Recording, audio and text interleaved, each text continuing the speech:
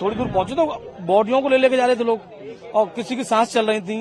एक दो महिला हमारे पास आई, भैया रोते हुए, भैया हमारा बेटा वहां पर, हमारा पति वहां पर।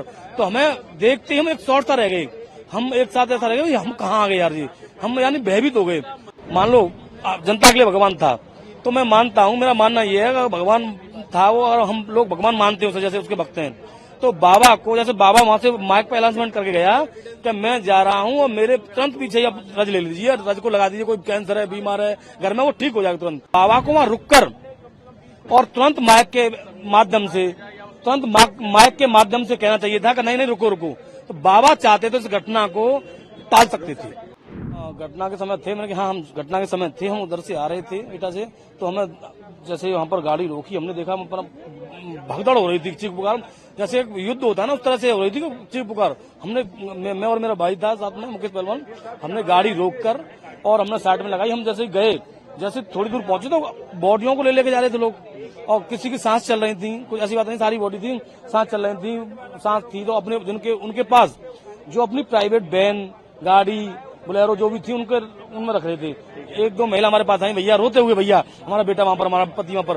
तो हमें देखते ही हम एक शॉर्ट सा रह गए, हम एक साथ ऐसा रह गए, हम कहाँ आ गए यार जी, हम यानी भयभीत हो गए। तो फिर हमने सोचा चलो कोई बात नहीं है, इनकी सहयोग करना चाहिए। हमने उनके साथ उनके पतियों को, महिलाओं को, बेचारा महिला ज्यादा वहां पर डेड थी, महिला घायल भी थी, उनको उठवा के हमने प्राइवेट गाड़ी में रखा हुआ था। प्रशासन भी लगा हुआ था वहां पर, पुलिस के लोग भी लगे हुए थे। एक सिकंदर राव के वो हैं कि वहां पर एसडीएम थे, वो भी अपनी हाथ में उठा के बॉडी में वो भी लगे हुए थे। तो हमने भी अपनी बॉडी उठाई और रखवाई, भिजवाई वहां पर, ये जाके हमने देखा। बॉडी आपने भिजवाई, कितने लोगों को इंजर्ड हुए थे उनको भिजवाई? कम से कम मैंने 15 से 20 लोगों को मैंने उठवा के रखवाया बॉडियों को, और 10-15 घायलों को मैंने रखवाया उनको, वो अपने प्राइवेट वाहनों में ले गए। और एसडीएम साहब ने भी हमारा धन्यवाद किया, पहलवान जी आप बहुत अच्छा कर रहे हो, करवाओ पहलवान जी। तो हमने वहां पर, उन्होंने मैंने कहा आप कहाँ से हैं, कि मैं एसडीएम सिकंदर राव हूँ, भैया आप हेल्प कीजिए प्लीज। वो बिल्कुल वो भी वैसे माहौल में थे एसडीएम साहब, वो भी अपनी बॉडी उठा के रख रहे थे। तो हमने भी, अधिकारी लोग लग रहे हैं, हम भी लगे हुए थे। पर बाबा की पिंक जो थी ना, वो आर्मी वगैरह, उस समय वहां कोई नहीं था।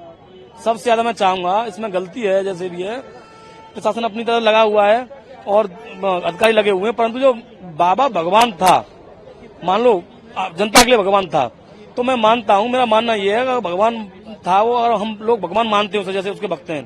तो बाबा को, जैसे बाबा वहां से माइक पे अनाउंसमेंट करके गया कि मैं जा रहा हूँ और मेरे तुरंत पीछे ही आप रज ले लीजिए, रज को लगा दीजिए, कोई कैंसर है, बीमार है घर में, वो ठीक हो जाएगा तुरंत, नौकरी लग जाएगी।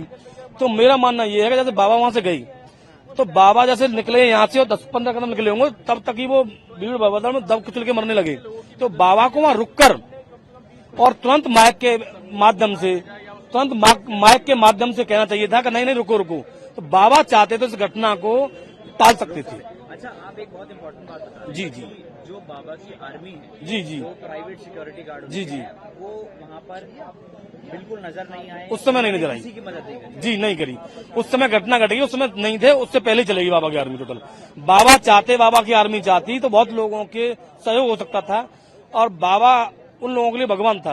तो बाबा की बात सब मानते, जो भी भीड़ भाड़ में जल्दी थी, उनको एक इस प्रकार ठीक है कि मैं लूं पहले, मैं के चक्कर में, पहले रज लेने के चक्कर में एक दूसरे के ऊपर दबते गए, चढ़ते गए। बाबा चाहता तो इस घटना को रोक सकते थे।